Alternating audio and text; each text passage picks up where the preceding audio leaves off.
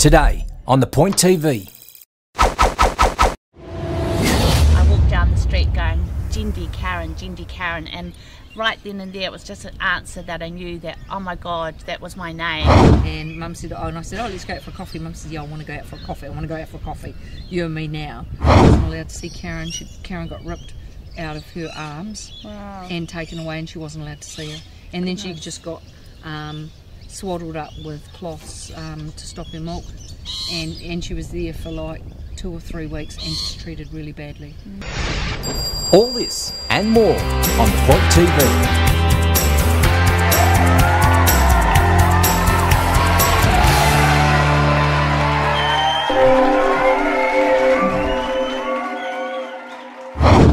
Welcome to the Point TV. It's Jackie Gall here. Today I'm joined by Karen Tattersall. Karen, welcome. Thank you very much. It's great to be here. I see that you've brought someone with you. This is my gorgeous half-sister Jeannie Bathgate. Welcome, Jeannie. My younger sister. Cool. Welcome, Jeannie. And thank you both for being here. It's a beautiful day. It is. I want to start by asking you, what made you travel all the way from beautiful Mount Tamborine to be here today? Well, the point of my story is it needs to be told. I was adopted and I have found my biological mum and discovered my gorgeous sister. Will happen when I turn 50, so the point is don't leave it too late to make those connections with your adopted mum and dad. Beautiful. Or your real parents, go find them. Time is of the essence, so time is ready, time is now. Came down from the beautiful mountain to come be by the water. Thank you, that's awesome. And we might get into that story a little bit later as we go along, but to begin with, I want to ask you, before we came here I sent you some questions, and one of them was, if you were to give this story a title, what would it be? Can you remember what you wrote? I'm trying to remember. It's all in a name. And I am so intrigued. So the name is Jindy. So my real name is Jindy, Jendy. So when I found that out, when I got my original birth certificate, probably when I was about 36, I walked down the street going, Jindy Karen, and right then and there it was just an answer that I knew that, oh my God, that was my name. And I was so out there and explained me, because I used to think Karen's, you know, demure and conservative and professional and well behaved, whereas Jendy's like out there, flowery, love child of the 60s. And it just suited my personality. So I've known that, you know, I've always known I was adopted. I was told, you know, right from a young age I was adopted, but I was extra special. So Jendy was like, oh my gosh, so that's my name, Jendy. And what made you go and find your birth certificate and your real name? Just, it was, the time was right. It was like I was going through I'd broken up with a partner, the love of my life, and I was going through some counselling at the time. And the lady said, oh, you can get your original birth certificate. And I was like, I never knew I could do that. So I sort of went along and found out, and I was just, you know, blown away. And so then and there was like answers that I knew, like intuition, in terms of, like, I know when I was 18 I was thinking, I'm sure this is when my mother had me. Just a natural intuitive instinct was like, I'm sure this is when my mother had me when she was 18, she was young. And so when I got my original birth certificate it was like, yeah, sure enough, age of your mother, 18. I was like, oh wow, just little things like that. And we're just like, I'd say to Jeannie too, like when I was younger I'd go out exploring all the time, and I was like always talking to her. So it's like always talking. It's like, where are you? What are you doing? Or where are you now? And funny enough, Jeannie used to kind of do the same sort of thing as well. So. Yeah. So when we did catch up, Mum, we had a special day and we went away to our beach house in Tangamoana in Wellington, or just out of Wellington, about an hour and a half at the coast, and apparently I had paddies since I was 3 years old about, where's my normal sister? I want to talk to my normal sister now. I want my normal sister. And all through my life I was going, I want my normal sister. It's amazing. And I was going, I want my sister. So did you know about Jendy or Karen? No, I had no idea. Oh but Mum would start crying, and every November Mum would go into a major depression from November to December, all through Christmas. Wow. And I never knew why all her life. Every year she still does it. And that's because she was missing Karen. And Guy Fawkes night, Mum would be an absolute mess. And that's when she was in hospital having mum, and I never knew all those years. But we used to talk to each other. We've talked to each other all our lives. What do you mean? Well, I suppose How? it's more that psychic thing Yeah, where, in our heads. Yeah. in our heads, and sort of I think we're sort of kind of psychically Yeah. connected in that space. So just that intuition. It's just funny with Jeannie saying she's just gone to Thailand because she said, "Oh, should I go ride an elephant?" I said, "Absolutely. I know at least if you go to a nice park, they look after the elephants and treat them really well." And then she sent me a photo from the thing and said, "Oh, we're here at the same place." Oh yeah, that was at the Where the tsunami hit, yeah, and like tsunami. little Cowlack. Cowlack, and so little did Jeannie know that I'd actually done that Hands Across the Water fundraising project back in 2011 when we cycled from Bangkok to Phuket and stopped at that same park. Wow. And so I said to Jeannie, "Oh my gosh, I can't believe you're there. You're retracing my steps." And Of and in Cowlack 6 I years bought ago. elephants for mum, so I'm taking the elephant family back from Cowlack. Oh, that's beautiful. And I said I bought the stone family, and Karen went, "I'll be there." It was so exciting, eh? Yeah, so I went and just sort of the connection was made the year I turned 50, so that was a Okay. really defining year in terms of got the original birth certificate when I was 36. And then all that time in between. I know, and like when I moved to Australia, it was like a couple girlfriends here, who two gorgeous friends, Kathy and Jean, like, you got to find your real mum, you got to find, they like be on me and like, here's the information, and next time go back to New Zealand, go check out birth, deaths and marriages, and my friend Kathy will be online, you know, what's your mum's name, Maureen Goodman, where is she, and all that, and yeah, didn't do anything about it for years and years, but it was always consciously on my mind. And then a friend of mine, another Kiwi, his auntie specialised in genealogy, and so she said, "Oh, you go into this website, and so unbeknownst to me, he went on this website and printed out all this information about Maureen Rita Goodman. She married I can't remember, Kevin John Naylor. They've had 3 children, Jean-Marie, I can't remember your brother. Bridget and Craig. Bridget and Craig. I haven't met Bridget, so I haven't met the Okay. other half sister. I've met Craig. Yeah. And it was just like, oh my gosh, and then he picked up the phone and rang mum, and she almost had a heart attack. Oh, so yeah. And my dad was there. It was horrible. So he just rang up and This friend of mine, yeah, the Kiwi and just guy. said, "Are you Maureen Naylor? And did you have a child?" Straight out like that. Genuine. And just on the phone, and my dad heard and said, "Mum's going," and Mum thought there's a program called Finding Lost People, or there's somebody that does it. Find your family. Find Yeah. your family. And Yeah. Mum freaked out, and she's like, "Oh," and Dad's going, "Who is that? Put the phone down." So did your dad not know No, that Mum Karen... had told Dad Okay. that she'd had a child, Okay, and so Dad knew, but Dad never accepted it. right. That Mum had another baby. So and he said, "Put the phone down, put the phone down," and so he made Mum put the phone down, and so there was no connection. It had gone, and then that night, Mum rang me up in tears, really late. It was 10 or 11 at night, and I'm thinking, "Gosh, what's Mum?" And she was just blubbing, and Dad had gone to sleep, and she said, I got a call. It's just, and she'd never told me. And then she told me, like, she'd never told me that I had a sister. Wow. All those years. Oh my goodness. And then she said, and I said, "Well, Mum, did you get the number? Did you contact? Did you get anything?" She said no, and she was a mess. And so And I so had what happened then? so I had to go into damage control. So I was devastated. It was like, how dare you So make you that? didn't get to speak to her at all? No, I didn't speak to her at all. So I Okay. had to go, oh my gosh, somebody's rung up, made that contact, which wasn't my intention at all by any means. So straight away I had to go into damage control. So I went to the gorgeous art gallery next door to work, bought a beautiful card with purple irises on it, because purple's my favourite colour, and I wrote this lovely handwritten card and said, you know, that wasn't my intention for contact to be made like that. I'd love to meet up with you. Here's my business card should you wish to make contact. Totally understand if you don't. Here's my address, sort of thing, and left all the details. So then you went off overseas, and then Yeah, you emailed me, didn't you? Yeah, so I was off in Europe. That was in the April. Yeah. Yeah, so my husband and I were off in Europe, and we got back from Europe and then went to see Mum, who lived in a place called Levin, which is about gosh, how long was that? About an hour out of Wellington. So we drove up to see her the next weekend. We got back from Europe, and Mum said, oh, and I said, oh, let's go out for a coffee. Mum said, yeah, I want to go out for a coffee. I want to go out for a coffee, you and me now. And left Ken, my husband, with Dad at home, and they were doing some fixing his TV or something. So that was great. So I went out with Mum. She said, I've got something to show you. And she was so excited. And it was the letter. Wow. And she was so excited. Yeah. And then she said to me, oh, I've got this letter. And I said, oh, cool, Mum. But she said, but your father's seen the letter, and he told me to screw it up, and here's what he got me to write in reply.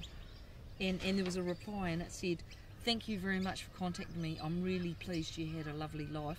I now have 3 children. I'm so glad you've had a good life. I'm so glad you've been well looked after. I love you to bits, but I've got my life's complete, and I'm glad you're okay. I don't want to see you anymore. And I turned to Mum and I said, that's what Dad made you write. And she said, yeah, here it is. Here's his writing. It was his writing, not hers. And she said, no, I won't write it. And I said, exactly. And I said, what do you want, Mum? And she said, I want my daughter back. And I said, well, right, stuff, Dad. So I said, right, well, I'll tell you what we'll do. I'll be the intermediary. Sweet, I was so excited. I was jumping up. Hey, I do have a normal sister. Because I knew I did. I knew all my life. That's amazing. So I was so excited, eh? So I said, right, sweet. So I said, give me that letter, and I'm taking that letter, because that's precious, and I've got that letter in my stereo cabinet at home, and it's my top drawer. I've got moved from my stereo cabinet because our son, I don't want him losing it, so that's now my top drawer. So it's cool. So it's a special letter. So I've still got that letter. And then I got myself so that I was quite excited. So we got back that night, and I had to go to work the next day, and then it wasn't, because it was really late. So I said, right, I'm going to call her the next day. You emailed me. Yeah, so I emailed you, and I said, can I call you the next day? Rah, rah, rah, rah, rah. I'm your sister. Rah, rah, rah. And so I was so excited, and you were excited, and so we booked a time. And we called. And, so I got myself a great big glass of wine. And you got yourself a great big glass of wine. I think I'd had a couple by then. There's that intuition happening. What are you drinking? White or red? So it was great. And then how long did we talk? I don't know, probably a couple of hours. Yeah. So it was great. Non-stop. And great. it's just like, oh my gosh, you sound so normal, just like me. And I said, you're normal. I said, thank goodness you're normal. And she went, thank goodness you're normal. And we both laughed. It was funny, eh? And the kid's going, what the hell are you doing? I said, oh, we're normal. Because I've got a double story house. So I said, we're normal. And they went, oh my God. So that was so cool. But the key deal was that basically I wanted to make sure that Mum was comfortable, but I didn't want to put any pressure on her marriage, but she was also quite concerned about my dad as well. But she'd been married nearly 50 years, so it was all a bit kind of. So I said, well, Mum, what do you want to do? So I lined up what Mum wanted to happen. So I got the message from her the day before, and so the key thing was that Mum wanted to come and meet Karen. Wow. So the key thing was, when can we organise to meet Karen? So it was really cool because this was the May. So basically in the and Mum's in New Zealand. Yeah, we're in New Zealand. Yes. Yeah, and I'm here in Wellington. Brisbane. Yeah. So it was cool. So what happens is every July, this is a normal thing, I take Mum away. So we either go to Sydney or Melbourne or up to Auckland to see a show or whatever. So I said, right, Mum, let's go to Sydney. And we'll go to Sydney and we'll meet. So that's like a place where we both have to fly in. Yeah. We'll get a nice hotel and we'll all catch up for like, what was it? 4 days. Yeah, 3 nights, 4 days. Yeah. And so we booked a hotel and we told you the hotel, but you couldn't get in. No, so I stayed just across the road. Just across the road. And we caught up, and it was perfect. It was so perfect though. Even when we caught up, it was so perfect that day because I said to Mum, "Oh God, this is funny," all because of wine. So it was so neat though. So we got into our hotel, and then Karen was getting in, so we kind of knew when we were there. So we said, "Just come across to our hotel when you're ready." So I said to Mum, "I'm going to go out. This is probably going to be a bit emotional. So I'll go out and I'll go shopping." So I got dips and nibbles and yummy wine. So no, I didn't get wine though. That was a bloody thing. But it was perfect how it happened though, because I got lots of tissues and things like that. So I went off and I went to the Coles or the Woolworths or whatever.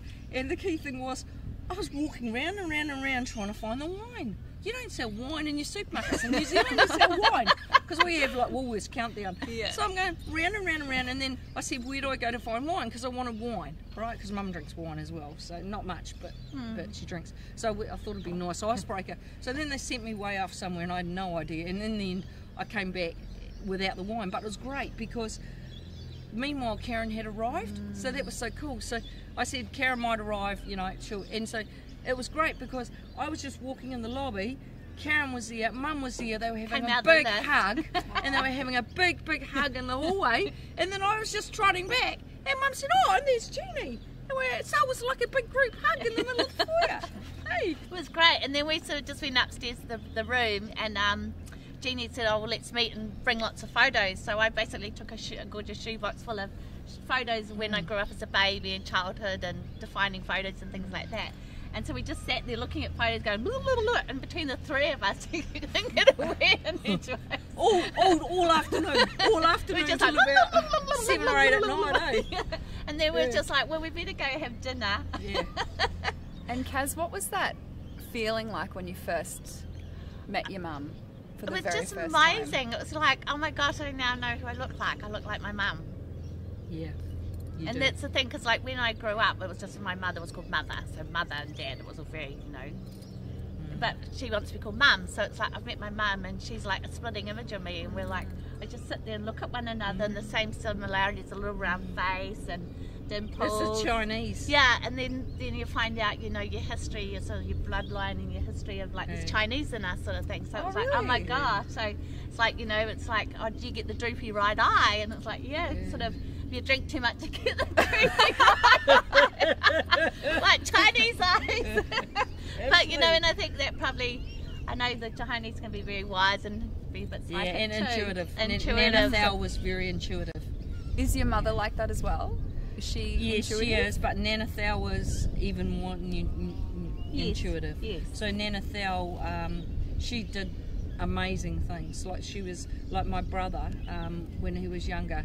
There was this massive accident in Wellington Harbour, and a boat sunk, and it was carrying all these. They were trainees, and it sunk in the harbour. And my Nana Thao rang up my mum and said, "Is is Craig all right? Is Craig all right?" And Mum said, "No, he's fine. He's fine. He's out on a training course today." And then the next thing on the radio came on that a boat had sunk with a whole pile of trainees in the middle of the Wellington Harbour, and it was my brother. And things like she was just really psychic. Yeah. Wow. Yeah, it was amazing. And it's kind of no different to probably tragically when I did lost. You know, I grew up with two older brothers and a younger sister. So my younger sister was adopted, and the two older brothers. But when my brother tragically got killed, I was at the beach in Wellington. I remember saying to my partner at the time, oh, the weather's really funny today, something doesn't feel right today, sort of thing. And you know, got home, got a phone call saying, you know, my older brother being tragically killed in a helicopter accident. So it was just that something's not right in the universe today. So there's that sort of connection, and like only the week before we'd celebrated his 40th birthday. So it's kind of like, that was the first thing when I rang my parents, because I wasn't living in Australia then.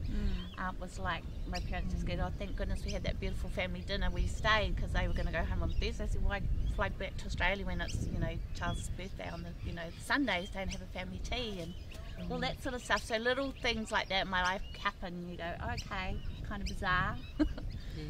How things like that. It's just that knowing, or that intuition. Yeah, that knowing, and you can't. It's like that knowing, you just know something. So it's like that sixth sense, which is really, really profoundly And it's there. carried through the women in the family. Oh, absolutely. You know, by the sound of it. Oh, absolutely. It's oh, we do this thing, eh? We do, eh? Yeah, I'm so keen to explore that more with you, because it seemed to be like a real important piece of the questionnaire that I sent you, like this time is precious. Yeah. And I just feel like maybe there's something behind that time is precious. Like, what does that mean for you? Well, you time just is precious. Never know what tomorrow's going to bring. So it's very much, I suppose also too, because I've had, you know, 3 near-death experiences myself. So the asthma attack as a child, ended up in hospital. My grandma took me to hospital. And then I had an anaphylactic attack, so I'm allergic to penicillin, and had like 5 minutes to live back in 1997. And then probably 2005 when we went back to New Zealand, went bushwalking with my girlfriend, and we both got hypothermia on the mountain. Oh shit! Is that Mount Holsworth? Yeah, Mount Holsworth, just out of Wellington, pissing down with rain. All I've got on is skins and a pink lower on, and got food for Africa, but you know, who goes bushwalking in the rain?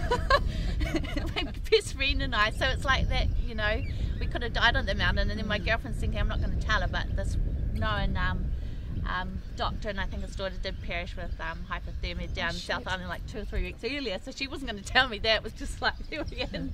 We made it to Hut and got to safety, but it was kind of like search and rescue were coming out to find us and all sorts. So it's like, you never know how much time you have on this planet, so it's like, you know, if you love somebody, tell them. You've got to seize the moment, seize the day, and make those connections with people. Or, you know, if somebody breaks your heart, you sort of forgive and move on. Like, they've come into your life for a reason, season, lifetime. So I'm very much into, you know, put your paths cross for a reason, to tell a story, connect, teach you something, and you sometimes go back and learn that lesson that you didn't learn the first time. The first time, yeah. It just keeps repeating sometimes, doesn't it? Yeah, you think, and go, fuck, I thought I sorted it last time. Yeah, yeah, I haven't. here it is Why again. do I go put myself through the situation again, or something like that? It's like, I've got to move forward and, you know, follow your dreams and your passions, and because they do come true. And I've got a little card on my desk which says expect a miracle, so it's like, reminds you, expect a miracle, because Yeah, beautiful.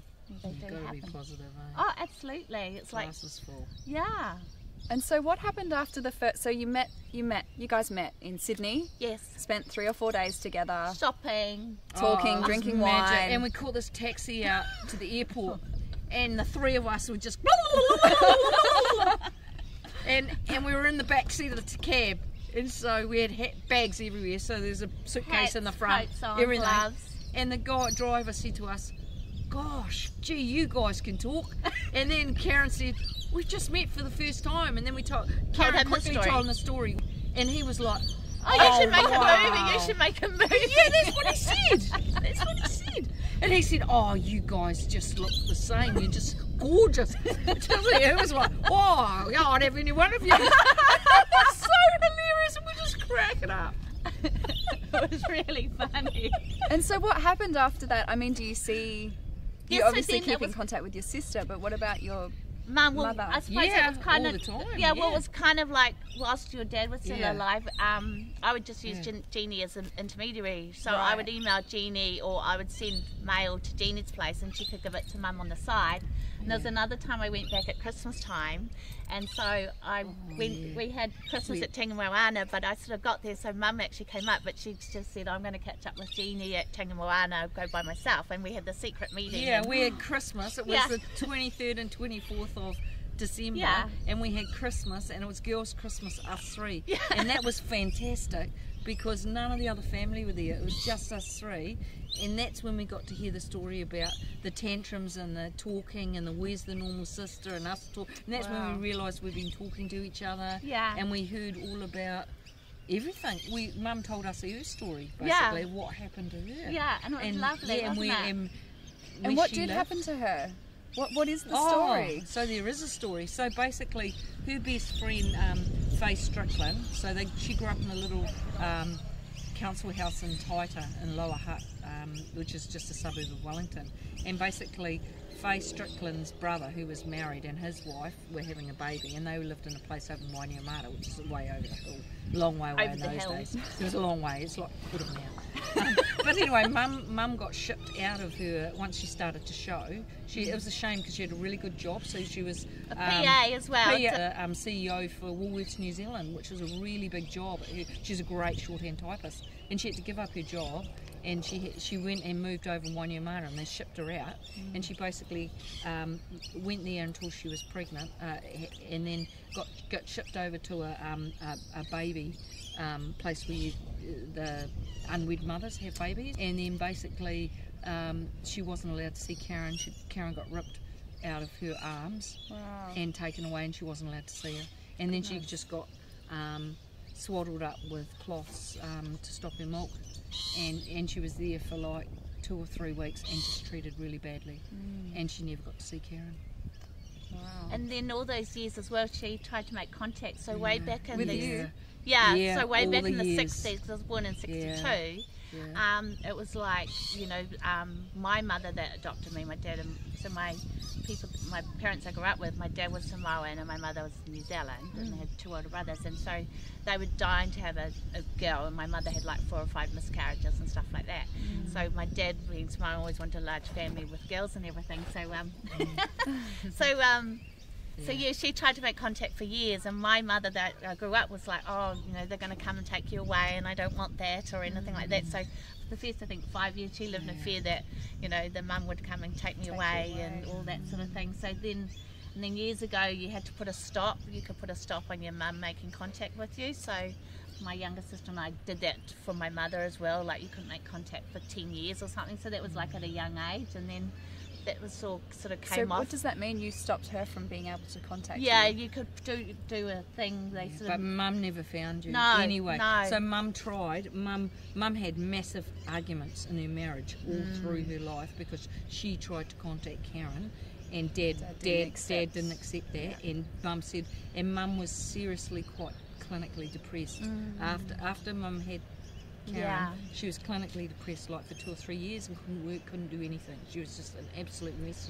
That was the story she told us when there was just the 3 of us. She told us the story about what happened. Then she finally started coming out of it, and her best friend Frey Strickland, who had helped look after her, you know, she got on with her friend, and it was really neat because I got to meet her friend Faye Strickland came over this year, so that's another cool. and Mum and who just sat there talking about everything, so it was quite neat. But yeah, so they talked about all of that, and it was really neat because they both hadn't seen each other. Yeah, Mum wasn't able to contact you, and that's what upset Mum the most. She looked for you all her life. And so you've got to, and so it's like that knowing, it's like, you know, the time's right, so it's like no regrets about making the contact. And okay, we still put up with your dad for a while, and then, you know, unfortunately he passed away 2 years ago. So then it's just easy now because I can ring. Yeah, 2 years in June. Yeah, 2 we years can in sort of June. ring and contact one another. Yeah, that's right. You can contact Mum. So yeah, we just did it through me really. I was the intermediary, and I'll get all the letters and everything like that, and it worked. And that meant that Mum didn't have arguments. No, and then I which could is best. visit. I would come and visit you and stay with you. Yeah, that's and right. catch And up we with go you to our and- beach house, and off we all go and have fun. Oh, beautiful. Yeah, it's really special, wasn't it, Jendi? Hey, Jendi. Jindy. Well, this is I know you as Karen. I know. And as most people do, you know, Karen Tattersall. You're Karen Tattersall. But, And you have this name that was given to you at birth, which is Jendi. Jindy, which is really out there, and it's going to change my name. Jeannie and Jendi. Jeannie and Jindy. And you said earlier that you really connect and resonate with Jendi. It's Yes. fun and it's different and it's... Yeah, it's all of who I am as a person, like my creative spirit and And so do you think you'll go through that process of changing your name? yeah. Yeah. And there's a story behind that name. And what is the story behind the name? So there's some more stories and more stories.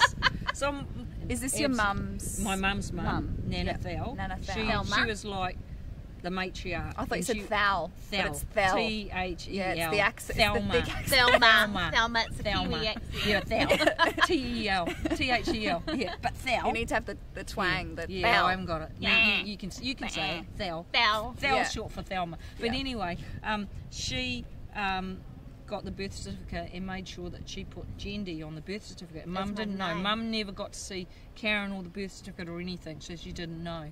And Your mum didn't know that no, Nana Thal... They called me Jindy. no. And so what then happened was my Auntie Barbara, so in Mum's family there's 7 children, and there was Auntie Barbara was the eldest daughter, and then there was Maureen, which is our mum, was the second eldest daughter. And so what happened was Barbara was also pregnant with her first child at the same time, but Mum had Karen first, Jendi first. Jindy. But when Auntie Barbara had her daughter, so my cousin, her name is Jendi, and the eldest granddaughter is Jendi. Wow. And so I always thought that my cousin Jendi was the eldest granddaughter, and so we were amazed when it wasn't until we all got together and Karen said, my birth certificate says I'm Jendi, and Mum and I just went, oh, and we just wow, didn't we? Yeah. And so that was our Nana Thel's way of connecting everybody, so that how hopefully beautiful. everybody would, and my Nana used to say to me when I was little, the eldest granddaughter is always called Jendi. The eldest granddaughter is always called Jendi, and she used to reinforce that when I was little. And now I know she was trying to connect, saying there's another Jendi. There's two Jendis. And it's really funny too, because one time Jeannie came for a holiday, and I dropped you off at the airport, and we're like, I'll see you again in like 3 or 4 months type thing. And I drove home from the airport, and this black like 4-wheel drive cut in front of me, and I'm like, oh, asshole. But the registration was Jendi, and it was Jendi, and the registration. And I went, oh my gosh! And as soon as I got home, my teacher going, oh my gosh, this is like black 4-wheel drive cut in front of me, and guess what? The rego was Jendi. I was like, well, that's not a sign. It's like, oh my god, Jendi, okay. So spooky. Oh yeah, and so Jendi, so our Nana was an amazing woman. She was just looked after these kids. She looked after everyone. She was just a beautiful, beautiful, kind soul. So her granddad so her father was a Chinese, half Chinese, and his dad was a miner that came over from China to mine down in on the west coast of New Zealand, and he married a English lady from the Salisbury Plains of England, and she got disinherited from Salisbury's, and because she married a Chinese man, and they moved over, and then she got abandoned. She walked off with another guy and abandoned him with these two lovely daughters. And so Nana Thel got brought up by him, and so there's a real history, and then it just goes down and down and down. And so our Nana was a strong woman, because she got brought up by her dad, who really loved her, and she became like the matriarch of the whole street, like of Faye, Strickland, and everybody used to go there, and it was so cool. But she was a wise woman. She was like so wise and so strong, and she knew, but she was very zen, and it was amazing. It was so amazing. And then we are so connected too, because when we write, I'm really flowery and write sort of thing, and Jeannie's the same. You'll write in some way, but I do the little choreo and everything, like the squiggles and hearts and stuff. And so we're like, oh my gosh, so we've seen cars. It's like all the choreos, and it's like, oh my god, we're so alike. Yeah. And so the story behind Jendi is Jendi was our Nana Thel's favourite maker of scarves, and really trendy, beautiful, creative scarves and hats. So hats, let's talk about hats, Kazza. Jendi. What's with the hats, Jendi? I love hats and I love scarves, and one of my favourite tops was when I went to Malulaba, and I bought this brown caftan. It was all multicoloured with pink and yellow and green. It had Jendi on the label, and I was with Janine, and it was just like, oh my gosh, you've got to buy that. And I lived in it for like 3 or 4 years, and it was like almost worn out. I finally had to get rid of it. Like your blankie. Yeah, like my blankie. But it was like my favourite, out there flower power zen top sort of thing. But I loved scarves and hats, and always have had scarves and hats and jewellery, and like we've always loved fashion, so it's like, and we all have very similar tastes. So if I buy something, like I bought this necklace, and Jenny goes, oh, I love your necklace. And then with you coming back this trip, which is a flying visit, I was walking past the shop and went, oh, it's your birthday, and I know we say we shouldn't buy birthday presents, but I've got yours as well in the bag. I'm leaving it here. So I had to buy it for us, so we thought like twinsies. Yeah.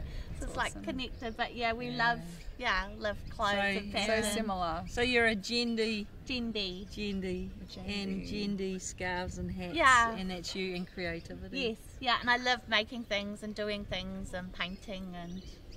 I do want to ask you, Jendi, about the family that you grew up with and how that's been like. Oh, that's just been amazing. What was it like to be adopted? Oh, it was wonderful. It was like, I used to always think I'm really privileged and special because I've had a chance to have a lovely upbringing. My mother and dad, they loved me to bits. I got on really well with the family. Was really close to my older brothers, my younger sister. We always my sister and I would always, not so much fight, but we were like, I was 2 years older and there's a gap, so it was like, say my sister was 2, 4, and then there's a 6-year gap and an 8-year gap, so there was a nice gap between my brothers and things. But my mother that I grew up was really creative, and so my dad was like an accountant, my mother was a PA, secretary, and did shorthand and everything, and it was just great. So I've always grown up Had a fabulous very life. loved, Oh, weren't you? very loved, very loved. And your brothers, you Oh, really loved yeah, both your yeah. brothers. Like Ralphie and you were so close. Yeah. And your other big brother was Yeah, your favourite. Charlie was my Yeah. favourite. He was just a real free spirit, and he would rock up to work in a flash American yellow. I think it was a Pontiac or something. The girls in the typing pool were like, "Who's that?" And it's like, "Oh, that's my older brother. Is he single? When are you gonna bring him in?" And because he was like, when we grew up, he had long hair, so he was like a real hippie. So it was like Charlie, so he had long black curly hair. And he always had his jeans, always had a hole in his jeans with his orange underpants hanging out, kind of thing. And the best thing, and used to work at the Big Ben pie factory in Karori, which is just up the road from where we lived. And so the blessing was when he went to become a fireman, he had to chop off all his hair. So it was like, oh my God, underneath all that hair, there's a gorgeous looking brother. So he loved the fire brigade, and there was lots of camaraderie in the fire brigade. And then Ralph was a teacher and principal. And then for my first trip was to Sydney. So it was kind of nice when I first met Mum and Jenny, that kind of defining that my first overseas trip was to go to Sydney when I got my school certificate, and I didn't know about it, and it was a surprise. And so then Oh, I never knew that. yeah, so it was like because I just chose Sydney because it was so it was in kind the of middle. That was, you know, not Brisbane. You know what yeah, I mean? so it was or kind of anything. defining to actually have that first experience with my mum all those years later in Sydney, and go to because we went on the ferry to Manly, Oh, we had and a great you know day. went shoe Oh, shopping. great days, really. Yeah, and went to a show. The gardens. Yeah, And, it was just wonderful. oh, So the Narnia show. yeah, we went to Narnia, we were like, oh my that gosh. was wonderful. And that blowy snow stuff. We were all playing like little kids.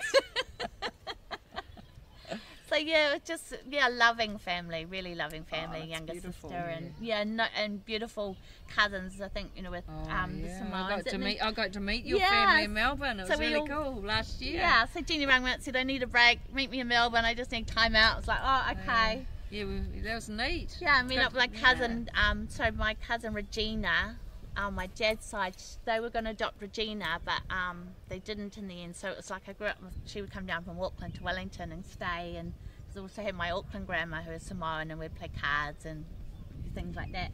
And so yeah, so they were one stage going to adopt Regina, just, you know, so I can give her good education and everything, and that didn't happen. But we were really, really close family, and her daughter Milena lives in Melbourne. Something else, Jendi, that really intrigued me in the questionnaire, and I think it's a nice way to sort of lead into the close of the story, is that you'd written, I think it was the very last thing that you wrote, was not all stories have a happy ending. I know, because sometimes I think some people are afraid to make that connection because of the fear of it not working, and I think for us it's just been a miracle, and it is a happy ending, so I'm really blessed it has been a happy ending. To sort of see the TV stories, and I think that's what used to put me off too, where it wouldn't work, the child trying to make contact with the mother or vice versa, and it's like sometimes you've got to let all those things go, and it's just been magnificent, hasn't it? Yes, and Mum's so happy. Oh, too. absolutely. And Mum's just fulfilled, and you're my friends. So all your friends. So I met all friends from your work, and they just all said to me, Narelle and Liza. Narelle and Liza, but Narelle in particular. I had a really good chat with Narelle when we went out for dinner that night with Narelle and what's the other guy? Russell and Narelle. And you were busy drinking, and I was busy having a lovely chat to Narelle. After the Melbourne Cup, that was that night. We'd calmed down by then, and and she said Karen seems more complete now and more at peace. Yeah, absolutely. It's just that sort of piece of the puzzle, but there's only one piece missing, isn't it? Wow. What is the missing piece? Yeah, What's the missing piece is like the You've man got that a planted mozzie the there. seed. There's a mozzie there. Oh, Yeah, neck. it's gone. Yeah. Thank you. What's the missing piece? So when Mum got pregnant, she told the man, and he did a runner basically. Right. And so she's never been able to find him either. I jumped ship. Has she tried? Yes. Yeah. Yeah. Yeah. Okay. So his name was Donald Sunburn, Sunburne, I think it is. Yeah. Or Sundburn, Sundburne. So that's my father. Yeah. Okay. So Never met him. No. Have you seen a picture of him? No, Mum's got nothing. So he worked on the ferry boats that used to run from Christchurch to Wellington. So there was a big ferry that used to go between.